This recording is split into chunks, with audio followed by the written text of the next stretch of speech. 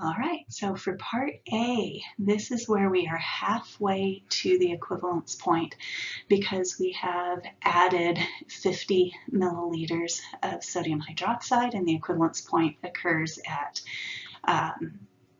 100 mils.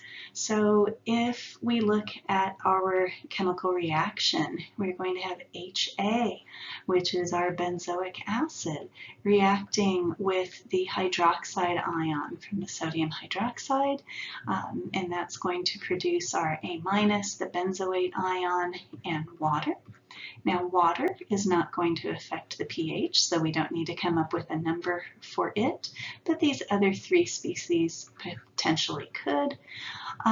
Let's see, I think we need to consider the dilution effect. We're starting with 50 mils of acid and we're adding 50 mils of base, so that means we end up with 100 mils total. That process doubles the volume. If we double the volume, we cut the concentration in half. So after we take dilution into account, the initial concentration of the acid, benzoic acid, HA, will be 0.030 divided by 2, or 0.015. The initial concentration of the sodium hydroxide will have been cut in half as well. So the 0.015 cut in half will be that'll be 15 divided by 2 is 7.5, so 0.0075. And initially we don't have any of the conjugate base. When we compare the HA amount and the hydroxide amount, we have less hydroxide than weak acid. So that means that the hydroxides are limiting reagent. It gets completely used up. So we will subtract all of that. And that means we will create an equal amount there of the conjugate base, benzoate. And we also have to subtract 0.075 from the weak acid. So if we combine the initial and the change lines to get the final lines, we will have 0.0075, 0, and 0.0075. So notice the composition of this solution. Once we have added the 50 mils of base, we have a significant amount of our weak acid and its conjugate base, which means that this solution is a buffer, and so we can use the Henderson-Hasselbalch equation. So the Henderson-Hasselbalch equation tells us that the pH is equal to pKa plus the log of the concentration of the conjugate base, which would be A-, divided by the concentration of the weak acid, which would be HA.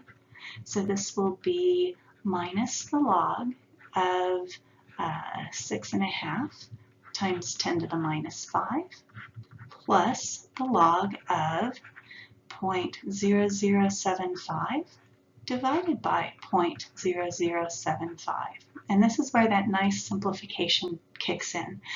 0.0075 divided by 0.0075 is 1. If you run the log of 1 through your calculator, it will tell you that that is all 0. The log of 1 is simply 0. So pH reduces to pKa. And if I run that through my calculator, 6.5 EE5 negative, now take the log of that and change the sign, I end up with a pH of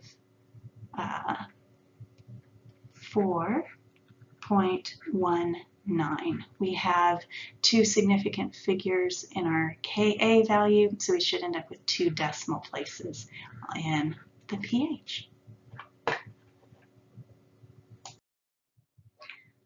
All right, for part B, we decided that this adding 100 mils of base is going to put us at the equivalence point.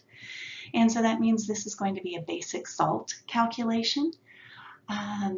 We're going to have to take dilution into account. We're starting with 50 mils of acid. We are adding 100 mils of base, which gives us 150 mils total. So our V2 will be 50 plus 100, which equals 150 mils total. For the acid, it's a relatively straightforward deal because it goes from being 50 mils to 150, which is increasing by a factor of 3 on the volume. So that means the concentration decreases by a factor of 3. So after the dilution, the concentration of the benzoic acid will be 0.030 divided by 3, which will equal 0.010 molar. Let's go ahead and explicitly do the calculation for the base because that one's a little bit more awkward. M2 will be equal to M1, which is 0.015, times V1, which is 100, and then all divided by V2, which is 150. And let's see if we run that through the calculator. We've got 0.015 times 100 divided by 150, which gives us 0.01. All right, so that is for the initial sodium hydroxide.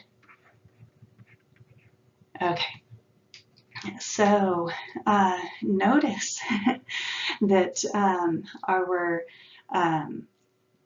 concentrations are the same for the acid or for the base. And so if we look at this neutralization reaction and we have HA plus our base NaOH, and that's going to make our salt NaA, sodium benzoate, plus water, HOH. If we look at our ICF chart, we start with 0.01 molar acid and 0.01 molar base. They are equal to each other, so that's what our change will be. And so we'll have 0 and 0, and then our change for the NaA will be 0.01 as well. So we'll end up with a 0.01 molar sodium benzoate solution. Some of y'all might have already leaped there from just looking at those concentrations being equal for the acid and the base. That's totally cool if you did that. Just wanted to be able to explain it for the people who didn't immediately see that. But now here is where the calculation is just like what we did in chapter 16.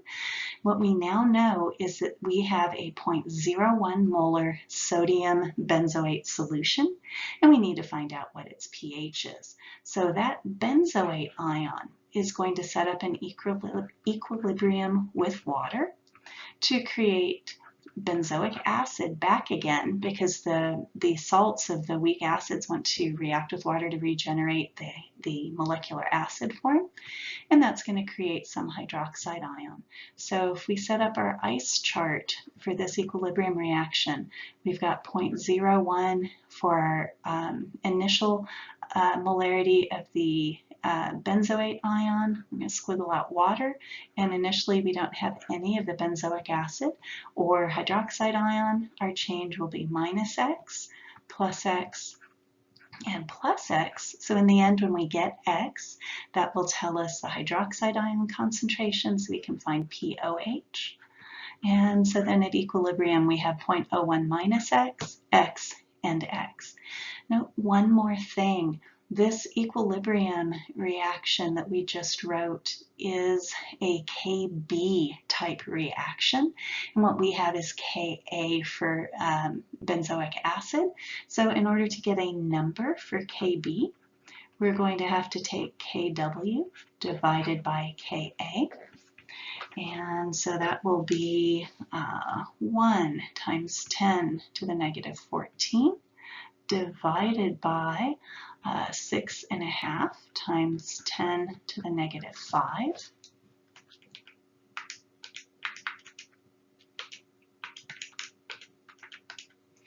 Or a Kb value of 1.54 times 10 to the -10. In order to solve for x using our KB expression, we can take the shortcut because x will certainly be smaller than 0.01.